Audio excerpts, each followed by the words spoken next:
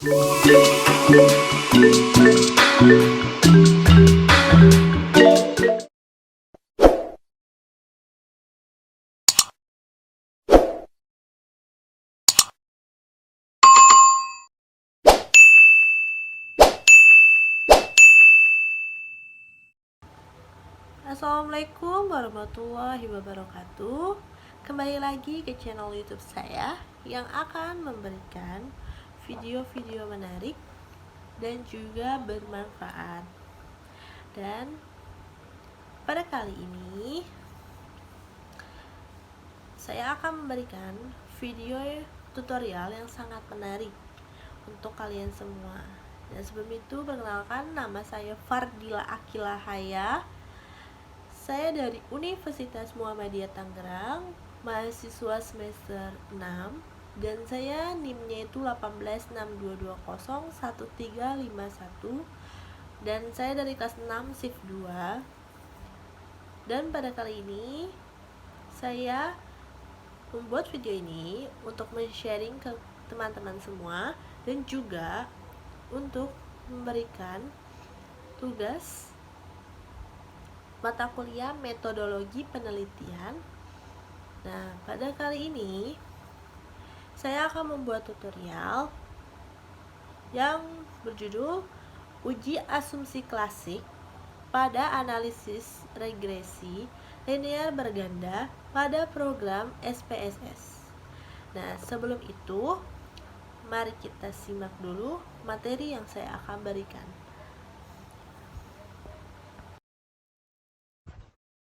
Ya, sekarang yang kita akan bahas yaitu uji asumsi klasik ya. Nah, dalam uji asumsi klasik ini adalah dia tuh syarat-syarat yang harus dipenuhi pada model regresi linear OLS agar model tersebut menjadi valid sebagai alat penduga. Nah, penelitian yang menggunakan regresi linear berganda ini sebagai alat analisis wajib untuk melakukan uji asumsi klasik. Hal ini dikarenakan regresi linear ini berganda merupakan jenis-jenis regresi linear OLC. Nah, regresi linear OLC adalah sebuah model regresi linear dengan metode perhitungan kuadrat terkecil, atau biasa disebut dengan istilah ordinary least square.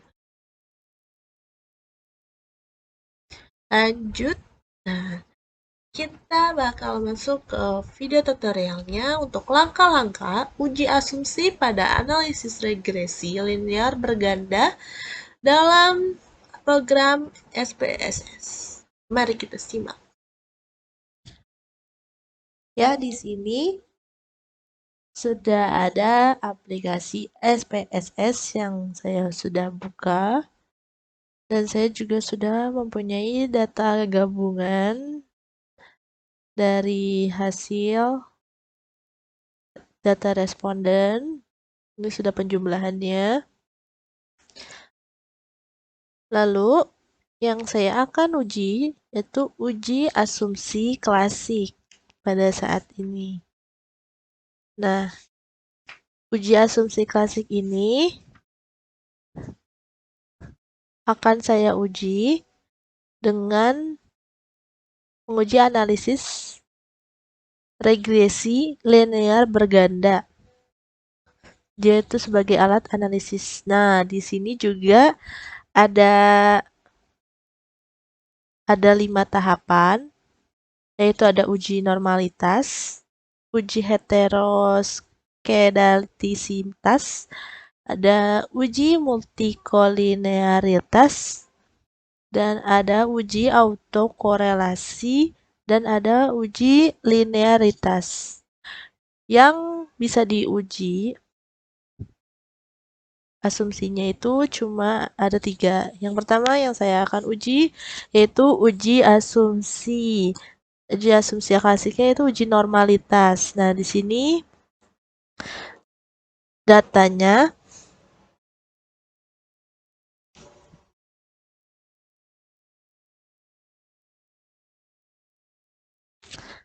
Nah, di sini datanya dari Excel. Saya akan pindahkan dulu name tabelnya untuk ke variable view-nya. Saya copy dulu.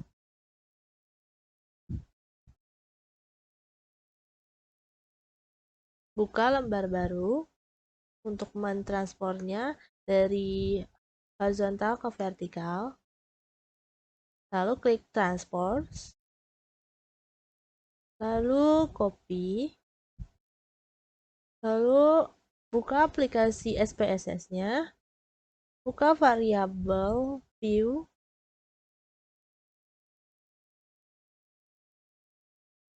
Paste. Maka akan keluar tampilan seperti ini. Lalu dari menu mention-nya ini dirubah jadi scale ya.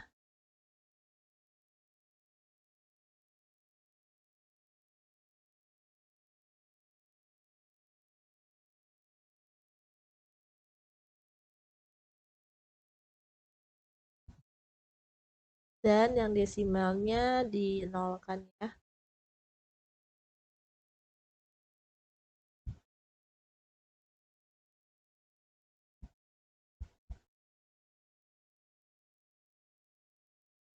Lalu setelah sudah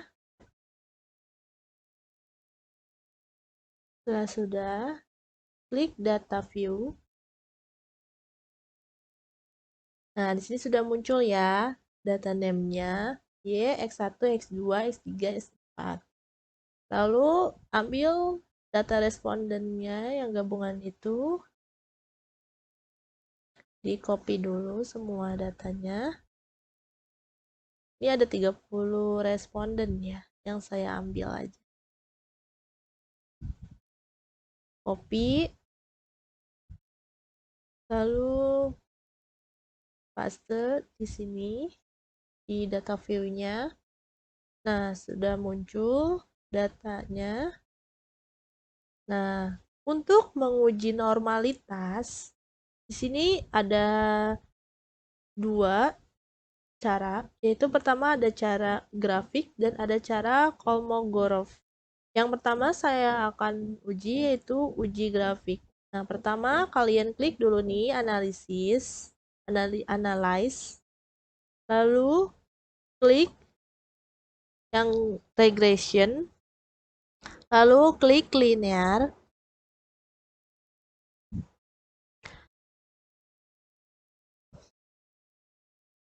lalu variabel y-nya ini dipindahkan ke dependent, dan yang X1 sampai X4 dipindahin ke independent.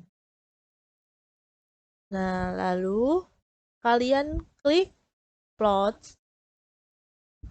Nah, di variabel y-nya kalian kliknya untuk yang SRECID. Nah, kalian klik lalu klik yang ini. Dan untuk yang variabel x-nya ini kliknya yang ini, yang ZPRED. Lalu pindahkan.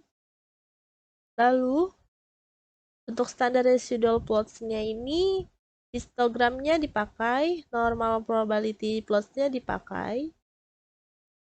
Nah, setelah sudah, kalian klik continue. Lalu kalian klik OK. Tinggal tunggu datanya.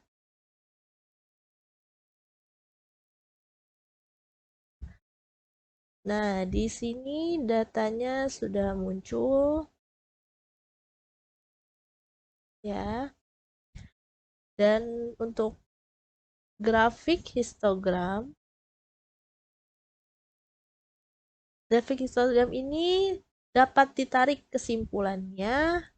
Dia ini berbentuknya melenceng ke kanan. Nah, karena ini membuktikan bahwa datanya itu berdistribusi secara normal. Dan kalau untuk grafik P plots-nya ini, untuk of the regression standardized residual-nya, ini dia menyebar titik-titiknya. Kenapa menyebar? Dan dia tuh mendekati garis diagonal. Nah, dilihat dari titik-titiknya itu ada pada grafik p-plotnya itu yang mengikuti. Nah, di sini itu dapat ditarik kesimpulan bahwa data tersebut berdistribusi secara normal. Nah, untuk uji normalitas dengan menggunakan grafik histogram dan grafik p-plots itu menyesatkan peneliti apabila kurang hati-hati menafsirkan output grafik yang dihasilkan. Oleh karena itu, uji normalitas itu dengan menggunakan grafik perlu didukung dengan normalitas. Nah, normalitasnya itu dengan Kolmogorov-Smirnov untuk lebih meyakinkan lagi kebenaran uji grafik histogram dan grafik p-plots-nya. Lalu akan diuji lagi dengan uji Kolmogorov-Smirnovnya. Nah, lalu kita buka lagi analyze-nya, lalu buka regression, lalu linear, buka. Karena ini sudah bermasuk, y ini sama ininya, tinggal klik yang save. Nah, lalu kalian klik yang di residualnya, klik centang unstandardized. Nah, lalu yang dan insecure-nya the conversion matrix ini nggak usah dihiraukan karena udah checklist dia. Lalu klik continue.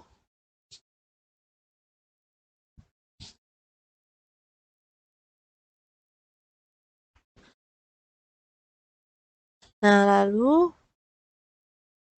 klik OK.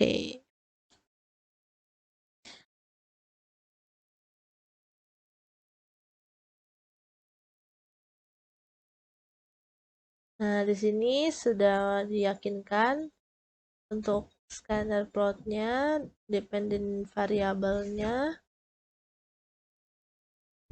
Di sini dengan menyebar.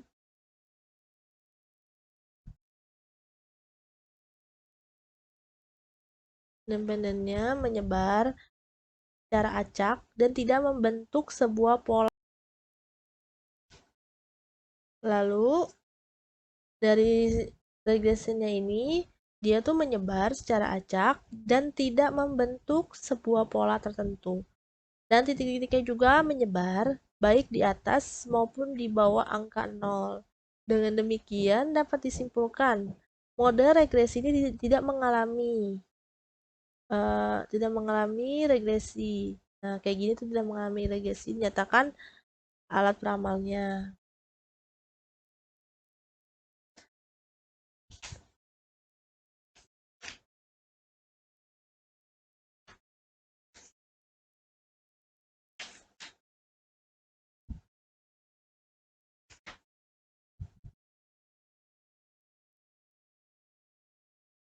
Nah, lalu langkah selanjutnya itu kan res satunya ini sudah terlihat nilainya. Ini di sini abaikan saja. Langkah selanjutnya klik analyze, lalu klik non parametric test, lalu klik regency dialog, lalu klik satu strip sampel access. Nah, lalu yang ini dipindahkan ke tes variabel list. Nah, lalu klik normal sudah, lalu OK.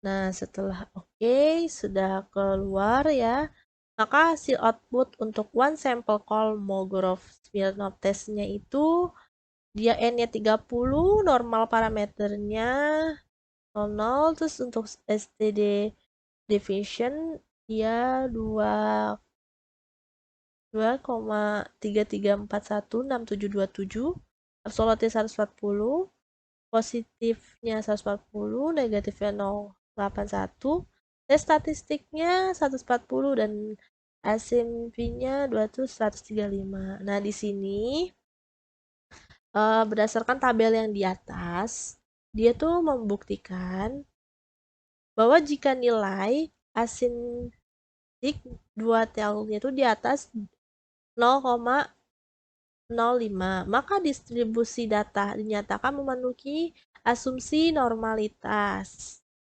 Nah, dan jika nilainya di bawah 0,05, maka diinterpretasikan sebagai tidak normal atau data berdistribusi tidak normal. Sebagai demikian, dapat disebutkan data yang dibahas dalam dalam data ini distribusi datanya tidak normal. Nah, untuk mengatasi masalahnya ini masing-masing akan dibentuk logaritma natural dengan variabel independen dan dependen. Lalu akan dilanjutkan dengan menguji heteroskedastisitas. Nah, di sini kalian buka dulu, analis lagi, lalu kalian klik regression, klik linear, lalu karena sudah dependen udah masuk, udah variabel Y dan X-nya udah masuk ke variabel independen, lanjut klik untuk save aja. Lalu di sini sudah pencet unstandardis, sudah klik encode the conference metricnya sudah. Abaikan jika di input lihat data view-nya ada variabel baru bernama S1 sudah diabaikan tadi. Lalu klik continue.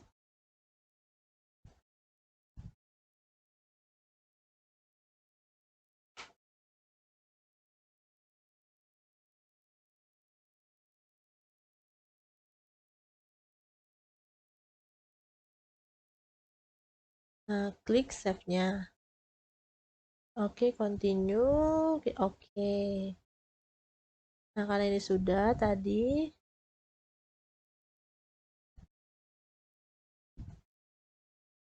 Nah, ini sudah muncul ya res 2-nya. Nah, jika output data view dari variabelnya sudah ada res 2-nya, sudah muncul, maka klik analyze, lalu klik regression, lalu klik linear,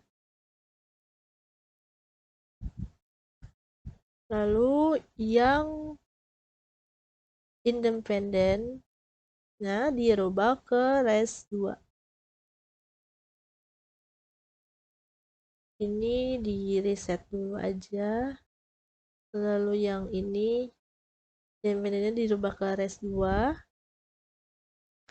lalu yang independen tetap variabel X diambil, lalu klik OK. Nah, sudah muncul datanya.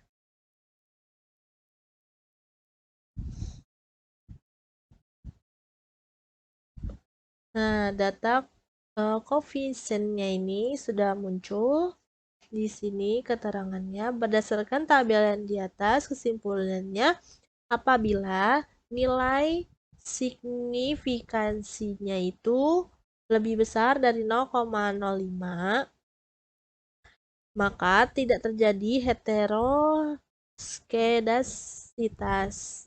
Tampak bahwa semua variabel independen tidak mengalami gejala heteroskedasitas karena nilai sigma itu dia melebihi 0,05.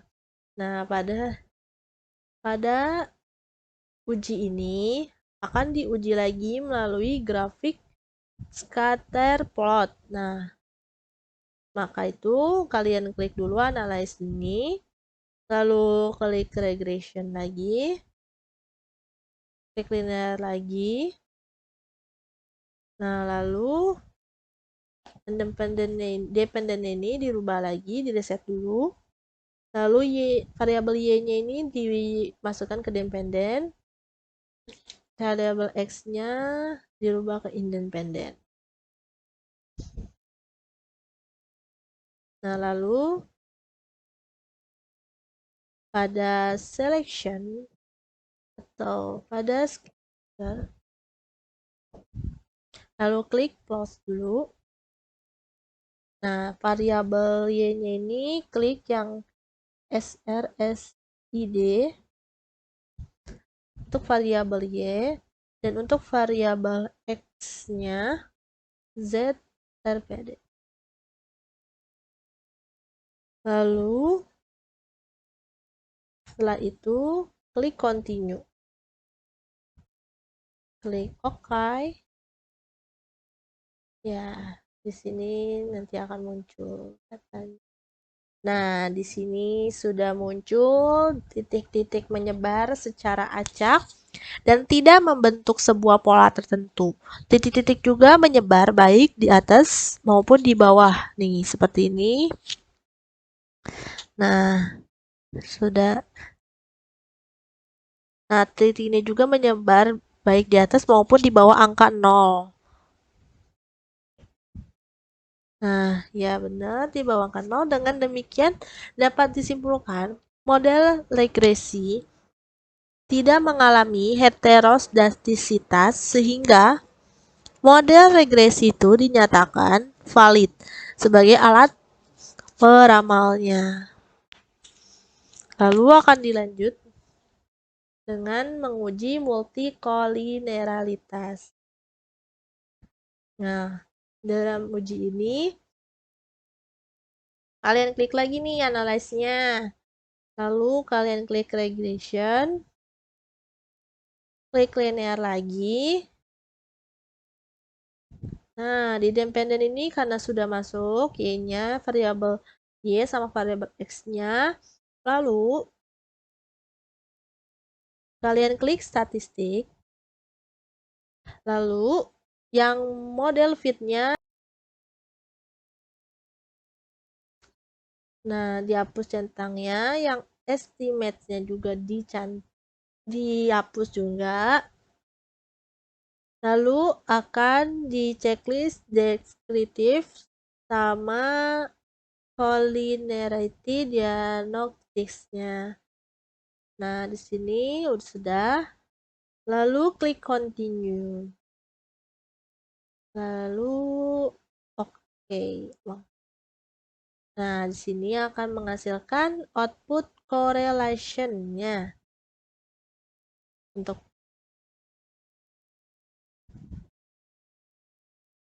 Untuk person correlation-nya ini sudah muncul ya. Di sini itu tidak menunjukkan tidak adanya nilai korelasi yang lebih besar dari 0,8. Maka dengan demikian dapat disimpulkan bahwa tidak terjadi multikolineralitas antara variabel independen yang akan diteliti. Lalu untuk PAIV dan toleransinya itu akan kita lihat. Nah, di sini sudah terlihat ya untuk variabel dependent variable y-nya dapat dinyatakan nilai PAV-nya kurang dari 10. Nah, dan nilai toleransinya itu lebih besar dari 0,01. Maka demikian dapat disimpulkan dia itu tidak terdapat masalah dalam multikolineralitas.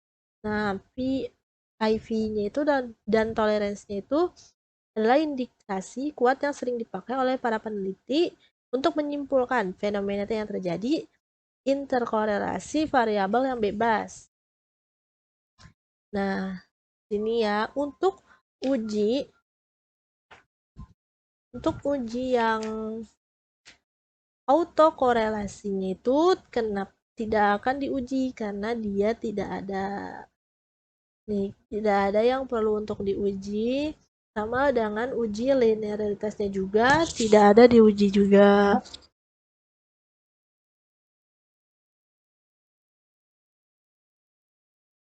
Lalu akan dilanjut dengan menguji hipotesis. Nah, hipotesisnya kita akan uji. Pertama-tama kalian klik dulu analyze, lalu klik regression, sama pencet linear lagi. Independennya sudah ada variabel y-nya, independennya udah ada variabel x-nya. Nah, lalu klik OK saja.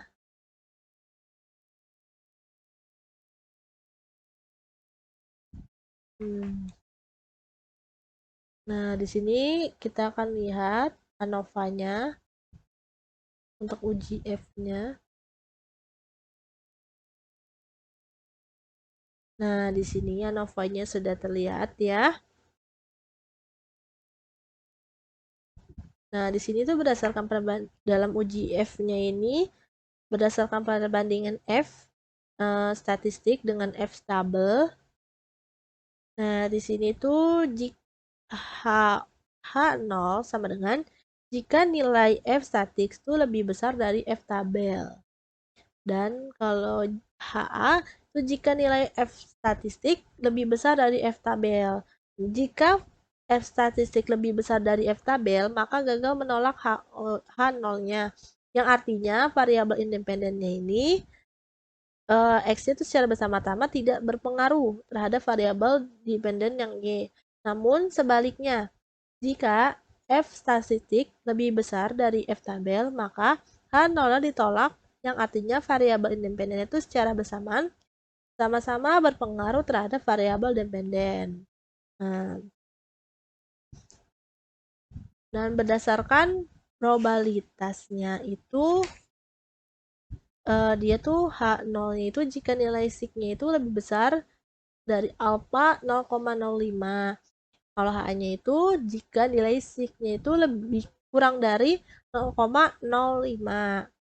Nah, jika berdasarkan output yang di atas menunjukkan bahwa nilai tabel statistiknya itu F statistiknya itu sebesar 1,551.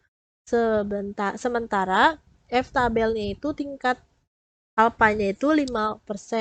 Jadi DF 1 H dikurang 1 sama dengan 4. Dan DF2 N dikurang K-nya itu sama dengan 25.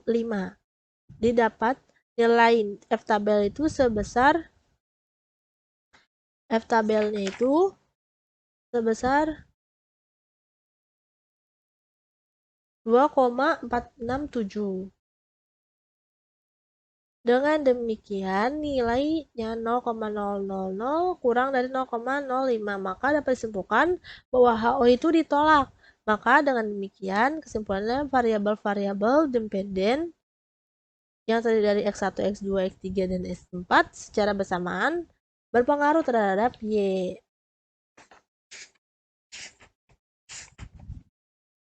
Nah, lalu untuk uji T-nya, nah dalam uji T-nya ini, hasil uji T-nya itu menjelaskan bahwa signifikansinya itu berpengaruh pada variabel bebas secara parsial terhadap variabel terikat. Nah, di sini jika nilai T statistik itu lebih kurang dari T tabel, maka gagal menolak H0, yang artinya variabel independen itu secara parsial tidak berpengaruh terhadap variabel dependen Y. Jadi seperti itu. Dalam berdasarkan probabilitasnya itu, dari tabel yang di atas itu menunjukkan nilai T statistik X1 sebesar 4,95. Lalu T tabelnya itu 5%. Nah, N dikurang K sama dengan 95. Dan didapatkan nilai T tabelnya itu sebesar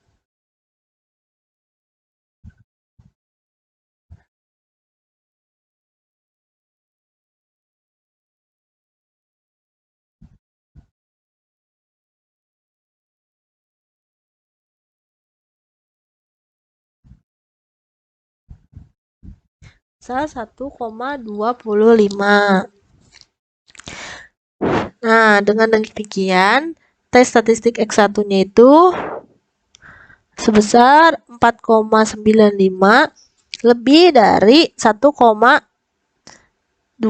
dari T tabel. Maka dapat disimpulkan bahwa X1 dalam penelitian itu memiliki pengaruh terhadap variabel Y-nya. Untuk yang X2-nya, dia sebesar 2,39. Nah, kalau ini untuk T tabelnya kan 1,25, maka